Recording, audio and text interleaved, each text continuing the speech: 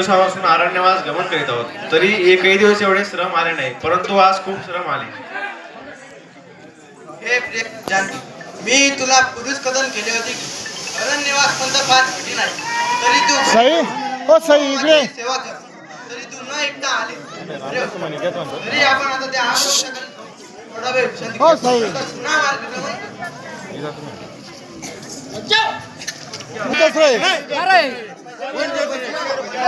प्रभू, हे अरण्य किती सुंदर व रमणीय आहे. येथे मयूर, हंस, कोकिळा सुंदर प्रकारे गायन करतात. तसेच सुंदर फुले, फळे, वेली आणि सर्वत्र सुगंध दरवळत आहे. लक्ष्मणा, तू म्हणतोस ते खरं आहे, परंतु या अरण्यात सीतेचे संरक्षण करणे फार कठीण आहे. कारण या अरण्यात मारीच, सुबह, टाटिका यासारखे भलाडे राक्षस आहेत. प्रभू, समरंगणीय काळ जरी प्राप्त झाला तरी मी माझ्या अर्धचंद्रबाणाने त्यांचा शिरछेद करीन. अनुज बांधव अरण्यात जाऊन थोडा फलहार घेऊन. प्रभू, आपल्या आज्ञेप्रमाणे जात असतो.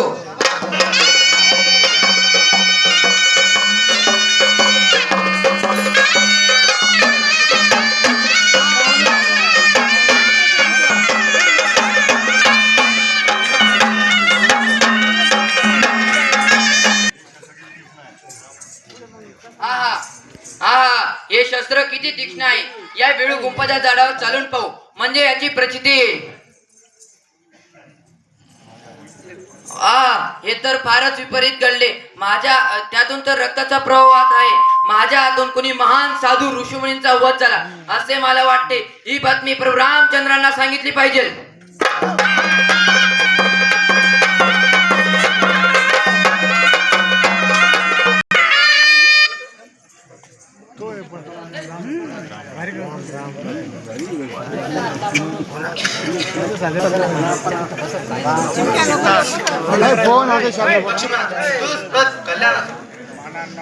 प्रभू, नित्य नेमाने अरण्यात पधार घेण्यासाठी जात असताना माझ्या पुढे आकाशातून एक शस्त्र येऊन पडले. मला असे वाटले या वेळ गुंफाच्या झाडावर चालून पाहू लागलो असता त्यातून रक्ताचा प्रवाह वाहू लागला. माझ्या हातून कुणी महान साधू ऋषीमुनींचा वध झाला असे मला वाटते. आता तरी मी काय करावे? लक्ष्मणा, तो कुणी तपस्वी साधू नसून शूर्पणखेचा पुत्र शबरी व रावणाचा भाचा होता. त्यास तू मारले, फार उत्तम केले.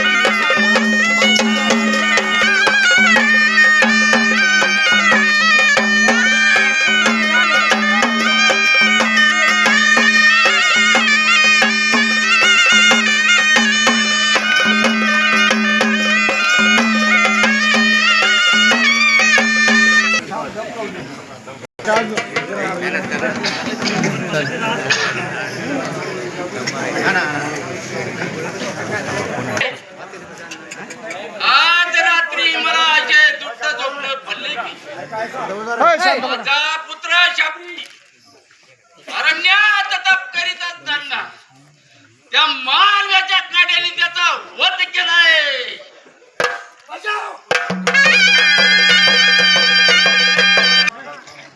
अरे शंकरजी, माझा पुत्र शबरी अरण्यात जाऊन नीलकंठाची आराधना करीत असताना त्या ठिकाणी त्याचा वध झालाय.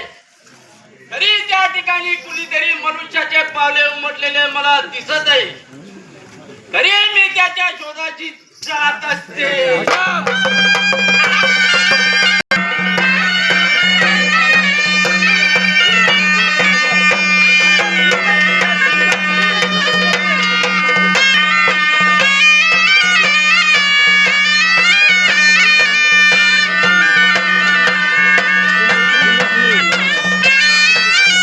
धन्य धन्य भाग्य माझे उदय पावले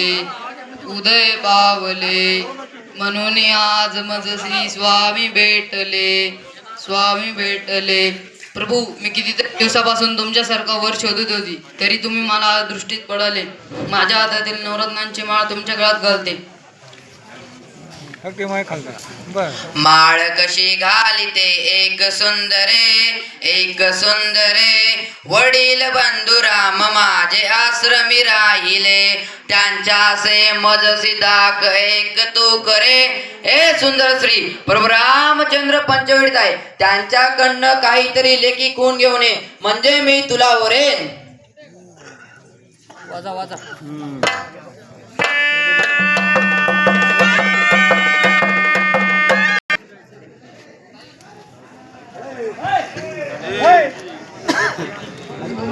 बाईसाहेब चरणास प्रत वंदन करते. सुंदरे तुझप्रत कल्याण असो.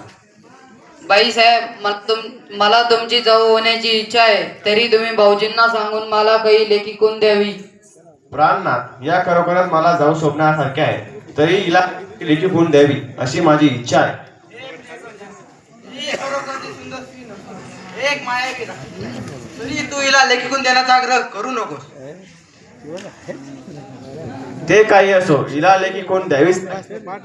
हे प्रियकर जानकी, तुझ्या आग्रह तू हिच्या पाठीवर लेखून देत असतो.